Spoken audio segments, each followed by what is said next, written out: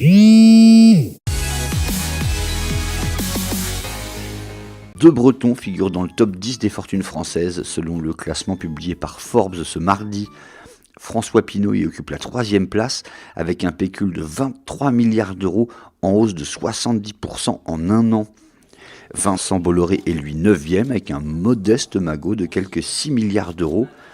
En tête du classement 4e mondial, Bernard Arnault règne sur 72 milliards d'euros, une somme elle aussi en forte hausse.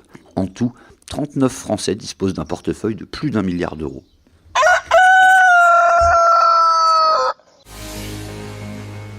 Grand jour pour le studio de jeux vidéo Sushi à Lannion dans les Côtes-d'Armor. Son jeu Fear Effect Sedna, qui sort ce mardi à 18h, sera disponible pour la première fois sur PC et sur les consoles vedettes. Le jeu est un nouvel épisode d'une licence dont le dernier est sorti en 2001.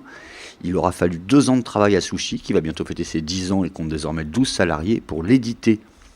Il ne sera disponible qu'en téléchargement. En 2018, le studio devrait ressortir l'épisode 1 à l'identique, mais adapté aux technologies d'aujourd'hui.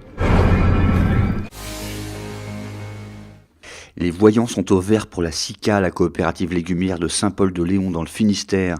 Son nouveau président, Marc Kéran-Véguin, a présenté ce mardi un chiffre d'affaires en hausse d'1,5% à 205 millions d'euros.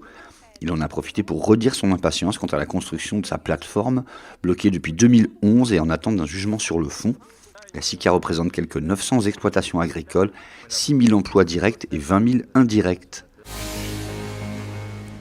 Trouvera-t-on enfin l'épave de la Cordelière qui a sombré en 1512 à l'entrée de la rade de Brest ? En tout cas, une expédition scientifique se lancera sur ses traces en juin prochain. Objectif de l'André Malraux, le navire de l'archéologie sous-marine française, sonder 25 km² de fond marin entre le Goulet et la pointe Saint-Mathieu. Michel Lourd, son directeur, y voit l'occasion de découvrir des informations inestimables sur l'architecture marine de l'époque et les hommes qui vivaient à bord. Coup de gueule du refuge animalier de Landerneau après le nouvel abandon d'une portée de chiots dans un carton.